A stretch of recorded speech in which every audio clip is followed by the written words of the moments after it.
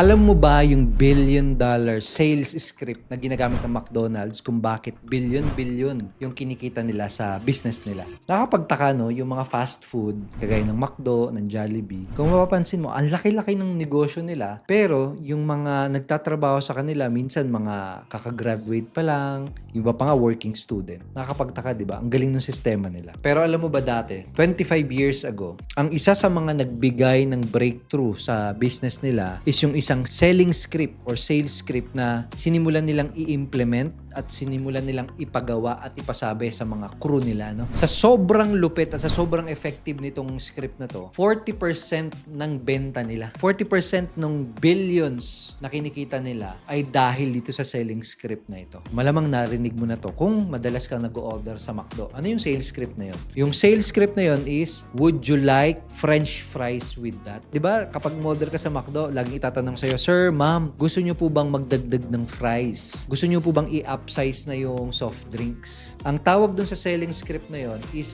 upselling script. Dahil dun sa script na yon at simula nung tinuro nila yon sa mga crew nila, mas lumaki yung kinikita nila McDonald's sa mga fast food chain, no? 40% ng billions na kinikita nila galing dun sa selling script na yon. Ikaw, kung may business ka, paano mo magagamit o paano mo makokopya yung selling script na yon na ginagamit ng McDonald's? So, unang-una, kailangan, bukod sa main product na binibenta mo, maganda, may mga iba ka pang product na pwedeng i-offer or i-alok dun sa mga magiging customer. Tapos, i-alok mo lang sa kanila yon. Gusto nyo ba ng may ganitong kasama? So, for example, you're selling cellphone. Madalas din natin itong nakikita itong example na to. Kapag binibentahan tayo ng cellphone, tinatanong tayo ng sales lady, Sir, baka gusto mo nang palagyan ng screen protector, ng case, ng etc. etc. So, yun yung mga sample ng upselling strategy na pwede natin gawin. So, ikaw sa business mo, meron ka bang upsell na ino-offer sa mga customer mo para mas tumaas yung benta mo, mas lumaki yung kinikita ng negosyo mo?